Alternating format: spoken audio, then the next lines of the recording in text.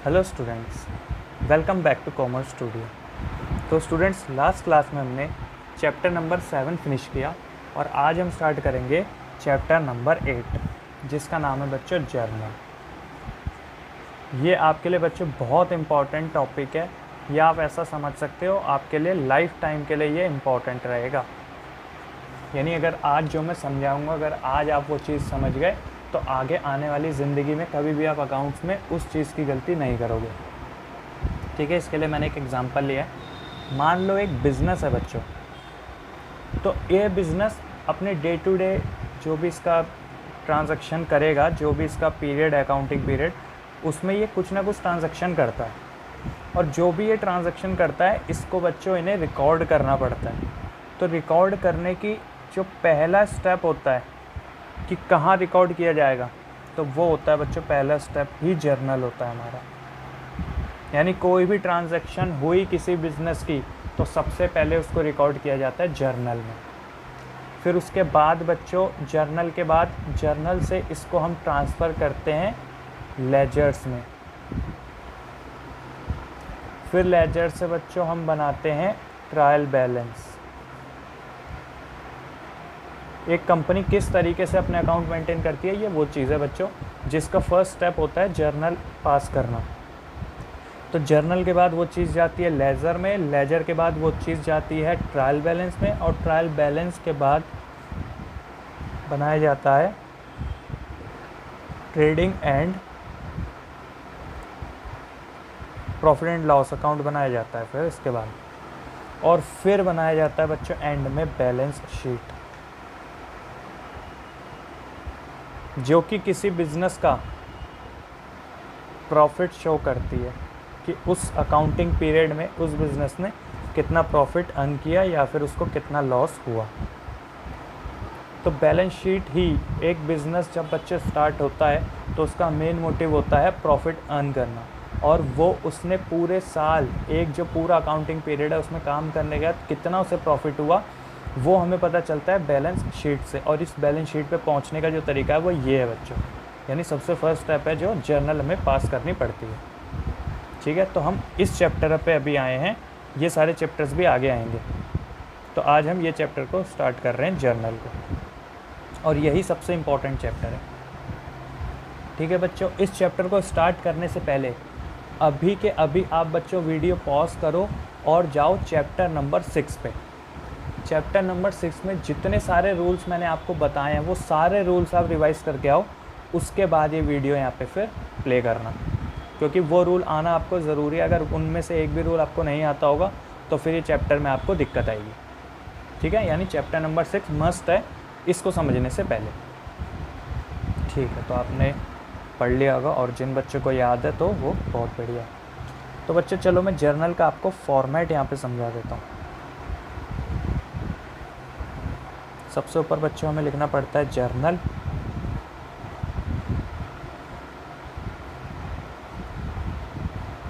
ये इसका फॉर्मेट होता है, जहाँ पे इस तरफ होती है हमारी डेट, जो भी ट्रांजैक्शन हुई है वो किस डेट पे हुई है तो वो वाली डेट हम यहाँ शो करते हैं। इस तरफ हम लिखते हैं पर्टिकुलर्स, यहाँ लिखते हैं बच्चों हम LF, इसका फुल फॉर्म होता है लेजर फॉल्यू। इस तरफ हम लिखते हैं बच्चों डेबिट, शॉर्ट फॉर्म में DR, और इस तरफ लिखते हैं क्रेडिट, शॉर्ट फॉर्म में CR। ठीक है, ये बच्चों जर्नल एंट्री का फॉर्मेट है, आप इसे भी नोट डाउन कर लेना। ठीक है, तो आप ये वाला जो पेज है इसे आराम से नोट डाउन कर लो, फिर मैं आपको समझाता हूँ किस तरीके से जर्नल एंट्री पास होती है। ठीक है, तो आपने नोट डाउन कर लिया होगा। चलिए अब देखते हैं किस तरीके से हमको जर्नल एंट्री पास करनी होती है। लेकिन उससे पहले बच्चों आपको चैप्टर नंबर 6 के सारे रूल्स आने चाहिए। रूल्स ऑफ डेबिट क्रेडिट के जो भी मैंने आपको रूल्स बताए थे कि एक एसेट कब डेबिट होता है, कब क्रेडिट होता है, लायबिलिटी कब डेबिट होती है, कब क्रेडिट होती है, कोई अगर एक्सपेंस हो जाएगा तो उसको कब डेबिट करेंगे, कब उसे क्रेडिट करेंगे, या कोई रिवेन्यू है तो उसको कैसे करेंगे। तो ये सारे रूल आपको आना ज़रूरी है, उसके बाद आपको ये समझ आएगा। चलिए आपको समझाने के लिए मैं एक इलस्ट्रेशन करता हूँ बच्चों, इलस्ट्रेशन समझाता हूँ आपको। हम करेंगे बच्चों इलस्ट्रेशन नंबर 2। हम करेंगे बच्चों इलस्ट्रेशन नंबर 2। ये रहा इलस्ट्रेशन नंबर 2, ठीक है। क्वेश्चन में बोला है you are required to give journal entries, nature of account, whether asset liability capital expense और revenue, direction of changes increase और decrease, appropriate rule of recording the change for the following transaction. तो हमें इसमें काफ़ी सारी चीज़ें बतानी है बच्चों, लेकिन मैं आपको सिर्फ जर्नल एंट्री बताऊंगा, इसके अलावा बाकी सारी चीज़ें आपको खुद पता है, वो सब हम चीज़ चैप्टर नंबर 6 में कर चुके हैं, ठीक है। तो चलिए स्टार्ट करते हैं ये क्वेश्चन, ठीक है। तो इसको हम बच्चों, अगर आपके पास ये क्वेश्चन नहीं है तो ये आपको 20 पॉइंट्स हैं, ये क्वेश्चन आप नोट डाउन कर सकते हो। मैं आपको ये 20 पॉइंट के सिर्फ जर्नल एंट्री सिखाऊंगा, क्योंकि इस चैप्टर में सिर्फ जर्नल एंट्री सीखनी, ये आप खुद कर सकते हो, ये आपने चैप्टर नंबर 6 में किया हुआ है। तो क्वेश्चन आप नोट डाउन कर लो, ठीक है। तो आपने नोट डाउन कर लिया होगा। चलिए इस क्वेश्चन को अब हम सॉल्व करते हैं। चलिए फिर मैं एक फॉर्मेट बना लेता हूँ इलस्ट्रेशन 2 का। तो बच्चों इसमें हमें काफ़ी सारी जनरल एंट्रीज़ करनी है, तो फॉर्मेट थोड़ा बड़ा बनाएंगे।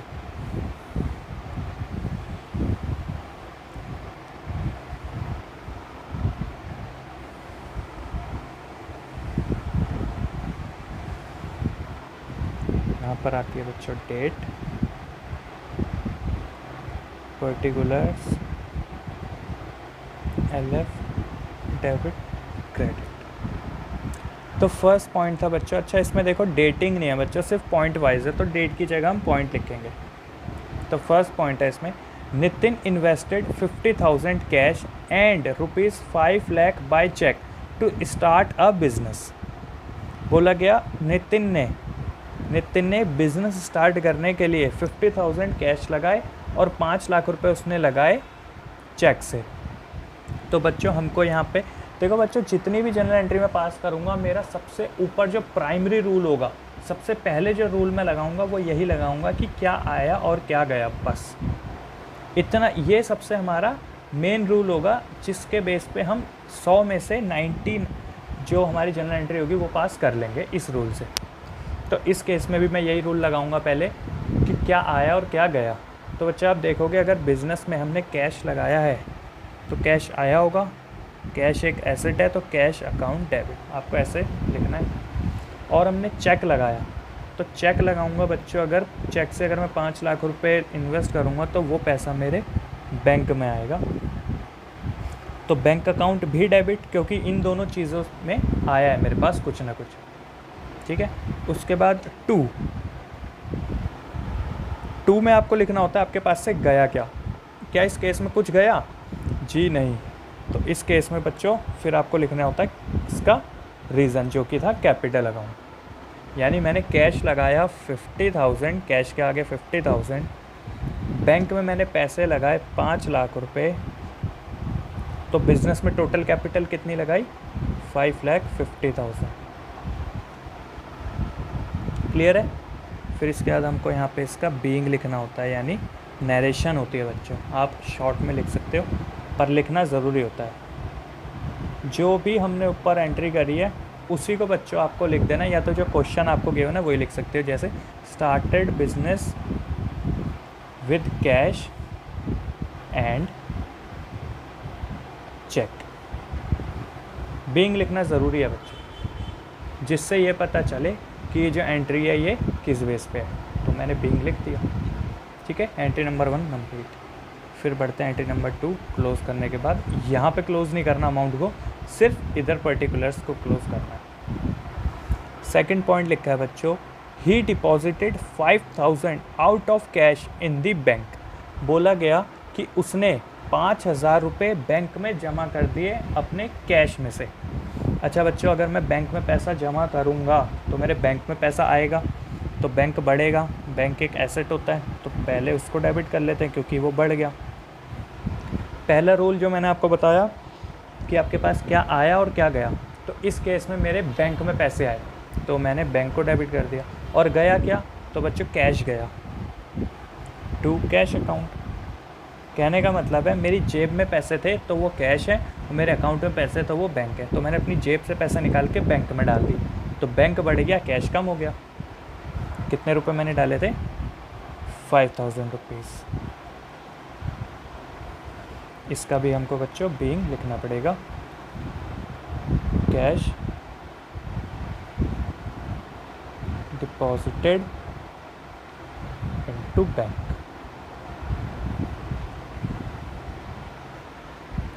क्लियर हुई दोनों एंट्रीज?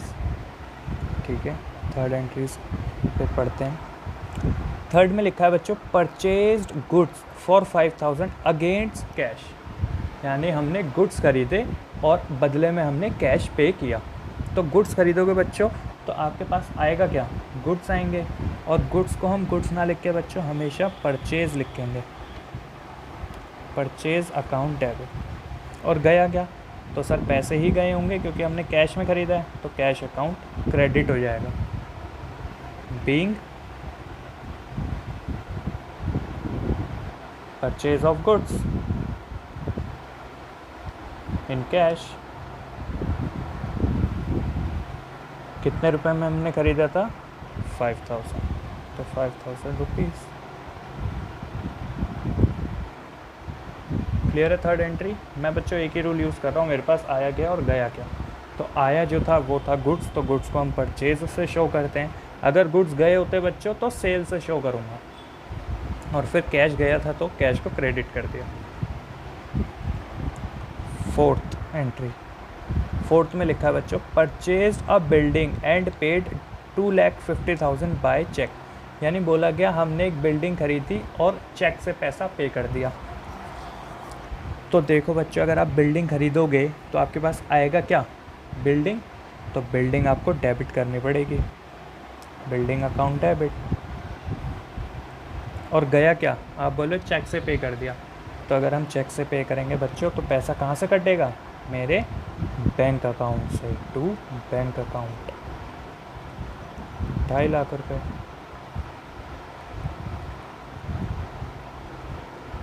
इसका बीइंग क्या हुआ? Building purchased.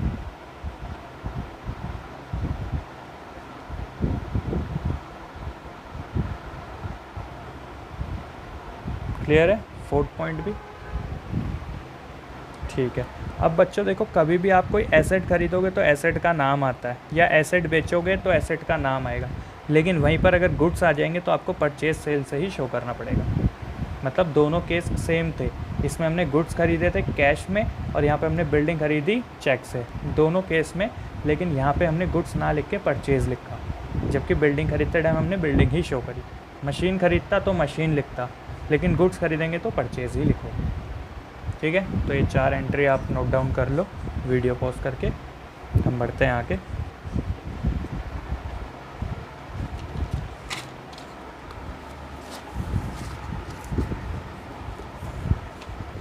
ठीक है, तो हम बढ़ते हैं बच्चों 5th एंट्री पे।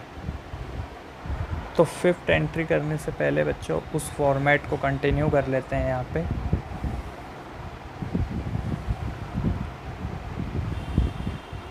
ये रहा 5th में लिखा है बच्चों purchased goods from Messrs Hari and company for 1 lakh. इस वाली को बच्चों आप अंडरलाइन कर लो। यहाँ पे हमने गुड्स खरीदे फ्रॉम मैसर्स एंड कंपनी, और आगे ये नहीं लिखा कि हमने कैश में ख़रीदा, तो हम मानेंगे कि हमने क्रेडिट में ख़रीदा है। तो अगर मैं गुड्स खरीदूंगा तो बच्चों आएगा क्या? गुड्स आएंगे, और गुड्स को हम किस नाम से शो करते हैं? Purchase account debit.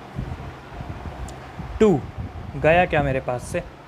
तो देखो, हमने अगर उधारी में कोई सामान ख़रीदा है तो उस टाइम पे तो मेरे पास से कुछ भी नहीं गया होगा, लेकिन बच्चों बाद में पे तो करना पड़ेगा ना।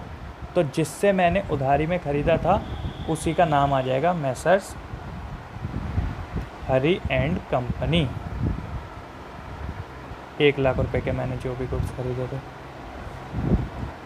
ठीक है बच्चों, गुड्स अगर उधारी पे ख़रीदोगे तो जाएगा कुछ नहीं, तो हमें क्रेडिटर का नाम लिखना पड़ता है जिसे हमें बाद में पे करना, या जिससे हमने उधारी पे सामान खरीदा। ठीक है, बीइंग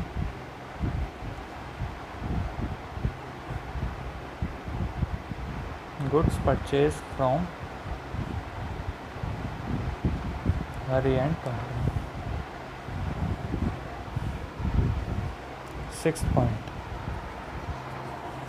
पॉइंट लिखा है बच्चों, सोल्ड गुड्स फॉर कैश 50,000। बोला आपने गुड्स बेच दिया कैश में 50,000 में। तो बच्चों आप अगर कोई गुड्स बेचोगे तो आपके पास आएगा क्या? सिंपल रूल, आएगा क्या? कैश। तो सर कैश में बेचा है तो कैश ही आया होगा, तो कैश अकाउंट डेबिट करो फिर 50,000 से। और गया क्या? तो आप बोलोगे सर गुड्स गए, क्योंकि गुड्स बेचे थे। तो यहाँ पे क्या मैं 2 गुड्स लिख दूँ? नहीं, गुड्स के लिए सेल्स अकाउंट। ठीक है, गुड्स के लिए सेल्स और परचेज़ ही यूज़ होता है बच्चों। खरीदोगे तो परचेज़ और बेचोगे तो सेल। हालांकि अगर यहाँ पे मैं बिल्डिंग बेचता तो यहाँ पे 2 बिल्डिंग लिखता मैं फिर। ठीक है, क्लियर है? Being sale of goods. 7 point पढ़ते हैं। 7th में लिखा है बच्चों, sold goods on credit to messrs Ramesh and company 25,000। यानी हमने गुड्स बेच दिए उधारी में मैसर्स रमेश एंड कंपनी से। तो इस केस में हमारे पास आया क्या? क्योंकि हमने उधारी पे बेचा है तो उसने पैसा तो दिया नहीं, है ना बच्चों? तो आया तो कुछ नहीं। तो लेकिन नहीं आया, लेकिन आएगा तो सही। तो जिससे आएगा उसका नाम, यानी मैसर्स रमेश एंड कंपनी। ये बात क्लियर हुई? आप बोलोगे सर यहाँ पे नाम क्यों आया? तो मैंने आपको बोला debit what comes in, credit what goes out. तो डेबिट आपको वो चीज़ करनी है जो आपके पास आएगा। तो इस केस में तो कुछ आया नहीं, मैंने गुड्स बेचे उधारी पे। अगर मैं उधार पे सामान खरीदता हूँ तो उस टाइम पे कस्टमर मुझे कुछ पैसा तो दे के जाता नहीं है, लेकिन उसका उसी टाइम में खाते में लिख लेता हूँ कि ठीक है इस इंसान से मुझे बाद में पैसे लेने हैं। तो उसका नाम ऊपर आपको लिखना है 2, क्योंकि बेचा है तो 2। सेल्स अकाउंट कितने में? 25,000। समझ आया बच्चों? आप देख सकते हो ये 2 एंट्री 5th और 7th एकदम एक जैसी हैं। यहाँ पे हमने उधारी में ख़रीदा था तो सामान आ गया था, गया कुछ नहीं, इसलिए उसका नाम लिख दिया कि ठीक है हम आपको बाद में पे करेंगे। सेम यहाँ पर हुआ, यहाँ पर हमने सामान बेचा, आया कुछ नहीं, तो मैंने यहाँ नाम लिख दिया कि ठीक है हम आपसे बाद में ले लेंगे पैसा। ठीक है, तो being sold goods to Ramesh and company.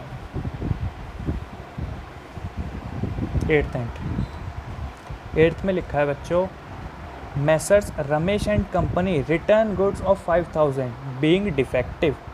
कह रहा है जो आपने रमेश एंड कंपनी को सामान बेचा था ना, इन्होंने 7,000 रुपये का, सॉरी 5,000 रुपये का, इन्होंने 5,000 रुपीज़ का सामान आपको रिटर्न कर दिया क्योंकि वो डिफेक्टिव था। ठीक है, ये बात आपको क्लियर हुई? क्या बोला इसने? बोला जो भी आपने रमेश एंड कंपनी को सेल करी थी, रमेश एंड कंपनी को, वो पैसा उसने वापस कर दिया। सॉरी पैसा नहीं, वो गुड्स उसने वापस कर दिए 5,000 रुपीज़ के। तो अगर 5,000 रुपये के गुड्स वापस आ जाएंगे तो इस केस में होगा क्या?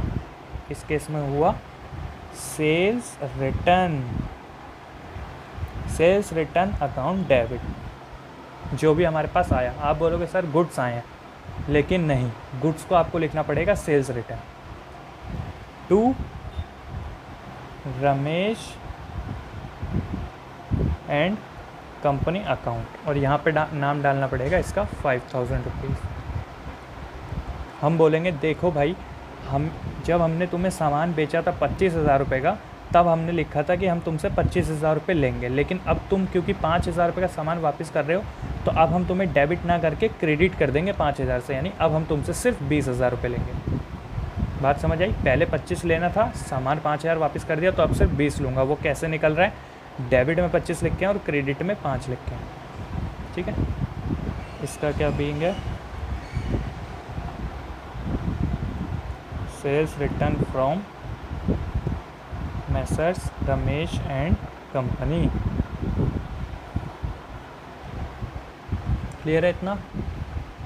ठीक है। 9th लिखा है, goods return to messrs Hari and company at cost price 4,000। यानी हमने जो सामान ख़रीदा था बच्चों हरी एंड कंपनी से 1,00,000 रुपये का, उसमें से 4,000 रुपये का हमने उनको वापस कर दिया। क्लियर है? अगर मैं उनको वापस करूँगा तो मेरे पास से जाएगा क्या, गुड्स जाएंगे। तो बच्चों आपको लिखना पड़ेगा टू परचेज रिटर्न, क्योंकि आपने ख़रीद कर वापस कर रहे हैं, 4,000 रुपये के ख़रीद कर वापस करें। आएगा क्या, आएगा तो कुछ नहीं, लेकिन हम बोलेंगे देखो भाई, हमने तुम्हें, जब हमने आपसे सामान खरीदा था तब हमने तुम्हें क्रेडिट में लिखा था 1,00,000 रुपये, यानी हमने तुम्हें 1,00,000 रुपये पे करने थे। लेकिन आज मैं तुम्हें 4,000 रुपये के गुड्स वापस कर रहा हूँ, तो अब मैं तुम्हें 1,00,000 थोड़ी ना पे करूँगा, अब मैं सिर्फ 96 करूँगा। तो वो कैसे निकलेगा, यानी मेसर्स कंपनी को जब हमने क्रेडिट लिखा था, अब हमने क्योंकि वापस कर दिया तो हम उसको डेबिट कर लेंगे। Hari and company account debit 4,000। Clear है, डेबिट क्यों किया, जब पैसा हमने उसको पे करना था तो यहाँ पे लिखा, अब उससे 4,000 हम वापस ले लेंगे, तो मैंने उसको डेबिट में लिख लिया। इसका भी बीइंग लिख लो, बीइंग है purchase return to Hari and company. ठीक है, चलिए तो आप ये वाले भी पॉइंट्स नोट डाउन कर लो, पेज पूरा वीडियो पॉज कर कर हम बढ़ते हैं आगे।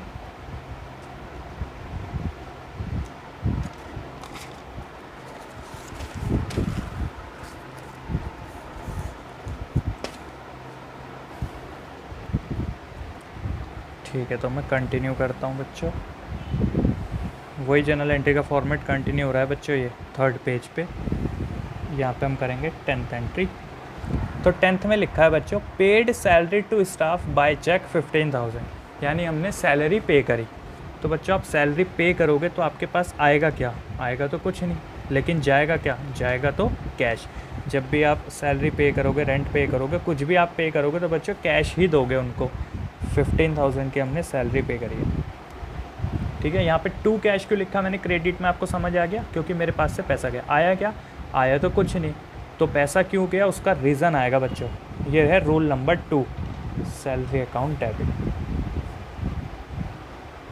सबसे पहले देख लो आया या गया क्या, और जब दूसरा समझ ना आए, यानी इस केस में मेरे को पता चला मेरे पास से पैसा तो गया है लेकिन आया क्या ये समझ नहीं आ रहा, तो आपको रीज़न लिख दे रहा है कि ये पैसा क्यों गया। तो मेरा ये पैसा सैलरी की वजह से गया था, इसलिए मैंने यहाँ पे रीज़न लिख दिया, salary account debit to cash account. Being salary paid to staff. अच्छा बच्चों, 10th में देखो गलती हो गई है, 10th में जो है चेक से हमने पे करा है। तो बच्चों चेक से पे करा है अगर, तो यहाँ पे कैश ना लिख के, ये हमसे गलती हो गई, हमको लिखना पड़ेगा बैंक, क्योंकि हमारे बैंक में से पैसे कम होंगे, हमने चेक से पे करा। ठीक है, ये ध्यान रखना आप।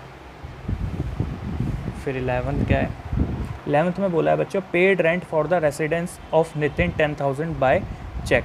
देखो बच्चों आपको ये वाला पॉइंट ध्यान से समझना पड़ेगा कि इसमें नितिन कौन है। तो नितिन कौन है इस केस में बच्चों, ये ओनर है इसका, ये इसका ओनर है बिजनेस का।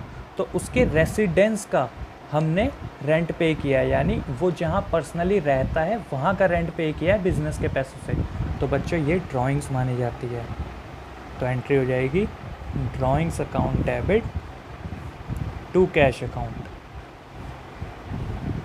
कितना हमने रेंट पे किया है इसमें, 10,000, और क्योंकि इसमें भी हमने चेक से ही पे किया तो ये कैश ना होके बच्चों बैंक हो जाएगा। बस आपको ध्यान ये रखना है, क्योंकि इसके हमने रेसिडेंस का किया था तो ये यहाँ पे ड्राइंग से, अगर हमने बिजनेस का पे किया होता तो एंट्री हो जाती rent account debit to bank account. Being rent paid personal. Clear है, बिजनेस से रिलेटेड नहीं था ये, तो इसीलिए यहाँ पे ड्राइंग्स आया। अगर बिजनेस के बिल्डिंग का रेंट पे करता तो rent account debit to bank account entry हो जाती। ठीक है, 12th पे पढ़ते हैं। 12th में लिखा है बच्चों, paid electricity charges for the month 1,000 in cash, यानी इलेक्ट्रिसिटी चार्जेस हमने पे कर दिए कैश में, तो हमारे पास से कैश गया होगा, तो टू कैश अकाउंट तो आना ही चाहिए 1,000। आया क्या, आया कुछ नहीं, तो बच्चों इसका रीज़न लिखना पड़ेगा आपको, जो कि है electricity charges, electricity charges account debit. Clear है? आपको सबसे पहले रूल ये दिमाग में लेके आना है कि आया क्या और गया क्या। कभी कभी ऐसा होगा कि जो ये रूल नंबर 1 बोल रहा हूँ मैं, debit what comes in, credit what goes out, इससे आपका पूरी एंट्री पास हो जाएगी। और कभी ऐसा होगा कि कोई एक एक्सपेक्ट ही आपको पता चल पाएगा, तो आपको अगले वाले में उसका रीज़न लिख देना है। ठीक है, तो इसका बीइंग क्या होगा, electricity charges paid in cash. ठीक है, 13 पॉइंट पढ़ते हैं इसका। 13 में लिखा है paid telephone charges in cash. तो फिर से बच्चों, टेलीफोन चार्जेस पे कर रहे हो अगर, तो telephone charges account debit to cash account 500 being telephone charges paid.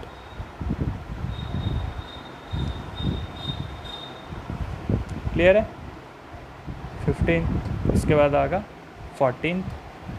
तो 14 में लिखा है bought office furniture for 25,000 against cheque. यानी हमने ऑफिस के लिए एक फ़र्नीचर ख़रीदा 25,000 रुपये का और पेमेंट करी हमने चेक से। तो आया क्या? आएगा सर ऑफिस फर्नीचर खरीदोगे तो ऑफिस फर्नीचर को डेबिट कर लो, ऑफिस फर्नीचर अकाउंट डेबिट। और गया क्या? तो सर हमने पेमेंट करी है चेक से पेमेंट करी, यानी बैंक से पैसे कम होंगे तो बैंक अकाउंट क्रेडिट हो जाएगा आपका। कितने का खरीदा था? 25,000। क्लियर है? इसका बीइंग क्या बनेगा? Office furniture purchased. ये पेज भी आप नोट डाउन कर लीजिए बच्चों। ठीक है, चलिए हम बढ़ते हैं आगे एंट्री नंबर 15 पे।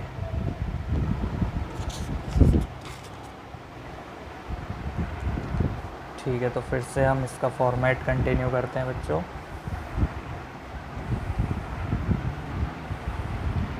एंट्री नंबर 15 में लिखा है हमने paid messrs Hari and company on account 50,000 by cheque. यानी हमने हरी एंड कंपनी को पे कर दिया 50,000 चेक से। चलिए पे करते हैं। चेक से पे किया होगा बच्चों तो टू बैंक अकाउंट तो आना ही चाहिए, 50,000 जो मैं पे कर रहा हूँ उस चीज़ का। ठीक है, और जिसको पे कर रहा हूँ, क्योंकि इस केस में मैंने पे किया तो मेरे पास से बैंक से पैसे कम हो गए क्योंकि मैंने चेक से पे किया। और आया क्या? आया कुछ नहीं। तो उस केस में उसका नाम, यानी जिसको हमने पे करा है, तो हमने करा है Messrs Hari and company debit. और बच्चों कोई कंपनी हो, जैसे यहाँ कंपनी था, या फिर कोई पर्सनल नाम हो, राम, श्याम, मोहन, इस तरीके का कोई नाम हो, तो उसके आगे अकाउंट नहीं लिखना आपको। ठीक है, इसका क्या बीइंग बनेगा?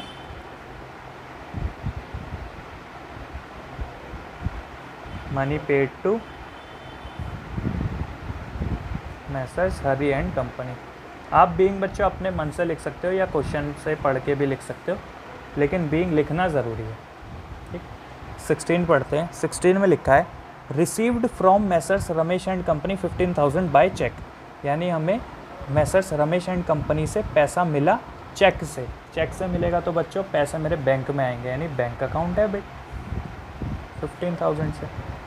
ठीक है, चेक मिलेगा तो बैंक से पैसा बढ़ेगा ना। जैसे हमने चेक पे किया था तो बैंक से पैसा कम हो गया था अगर हमने चेक से पे किया था। इस बार चेक से पैसा मिल रहा है तो बैंक बढ़ जाएगा, बैंक अकाउंट डेबिट। 2 गया क्या? गया कुछ नहीं। तो बैंक में जो पैसा आ रहा है वो आने का रीज़न क्या है? वो आने का रीज़न है मैसर्स रमेश एंड कंपनी जो कि हमें पे कर रहे हैं 15,000। इसका बीइंग क्या बना? चेक रिसीव्ड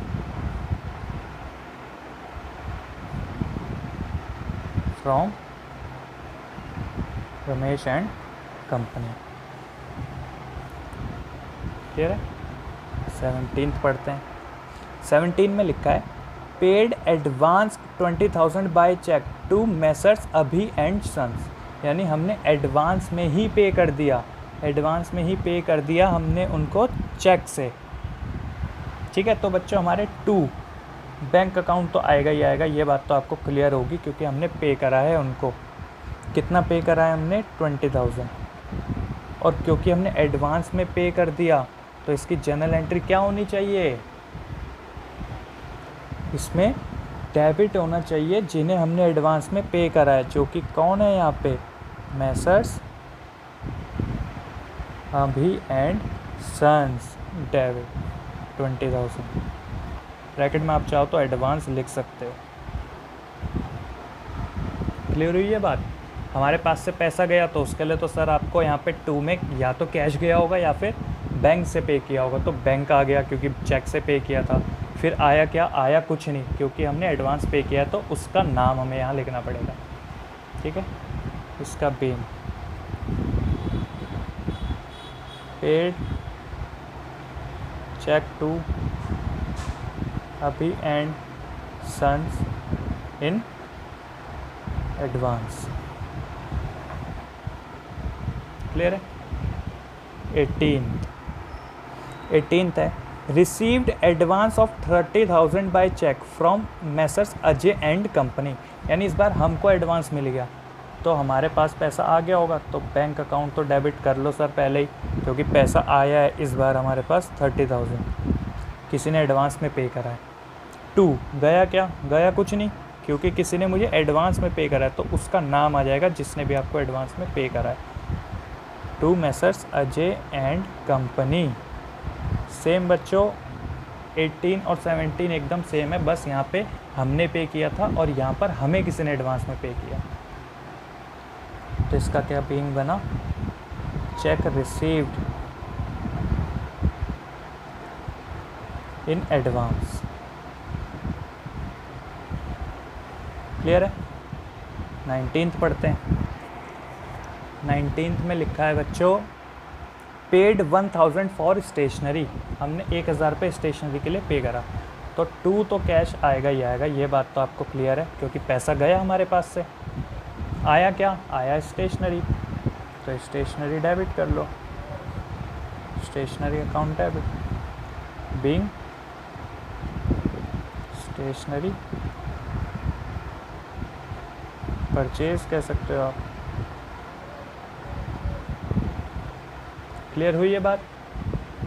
ठीक है, चलिए 20 पॉइंट पे बढ़ते हैं। लास्ट इसकी जो भी ये लास्ट ट्रांजैक्शन है, लिखा है Nitin withdraw 10,000 for house hold expenses out of cash. यानी नितिन ने 10,000 रुपये अपने हाउस होल्ड एक्सपेंसेस के लिए निकाल लिया। तो बच्चों ऐसी चीज़ को हम क्या बोलते हैं? ऐसी चीज़ को हम बोलते हैं ड्राइंग्स, यानी ड्राइंग्स अकाउंट डेबिट। और कहाँ से निकाला है उसने? तो 2 कैश अकाउंट, क्योंकि उसने कैश में से निकाला। कितना? 10,000 10,000। अच्छा यहाँ अमाउंट लिखना भूल गया मैं, तो यहाँ भी 1,000 लिख लेते हैं। ठीक है, ये एंट्री समझ आ गई। इसका बीइंग क्या बनेगा? इसका बीइंग बनेगा Nitin withdraw for personal use. यहाँ पे थोड़ी जगह की वो है बच्चों, तो आप बीइंग लिख लेना इसका। ये क्वेश्चन आपका ख़त्म। अब आप इसे नोट डाउन कर सकते हैं। ये रही इसकी 15th एंट्री और ऐसे ऐसे इसकी ये रही 20 एंट्री। ठीक है, ये 20 एंट्री थी बच्चों इलस्ट्रेशन नंबर 2 में। मैं आपको शो कर देता हूँ। ये रही इलस्ट्रेशन नंबर 2 में 20 एंट्रीज़ थी, जो कि मैंने यहाँ पर आपको सॉल्व करवाई समझा के। ठीक है बच्चों, तो आप ये नोट डाउन कर लेना सारी। और एक इलस्ट्रेशन बच्चों आपको होमवर्क में करना है, जो कि है इलस्ट्रेशन नंबर 3। ये रहा इलस्ट्रेशन नंबर 3। ठीक है बच्चों, मैं इसका आंसर भी आपको शो कर देता हूँ। आप अपना सॉल्व करने के बाद बच्चों यहाँ से मैच कर सकते हो। ये रहा बच्चों इसका आंसर, कुछ यहाँ तक। ठीक है बच्चों, और ये जो भी इसमें लेजर फॉल्यूज़ हैं, इसमें आपको कुछ नहीं लिखना। ठीक है, इन्होंने नंबरिंग लिखी हुई है, आपको कुछ नहीं लिखना इसमें। बेसिकली बच्चों लेजर फॉल्यू क्या चीज़ होती है मैं आपको बता देता हूँ।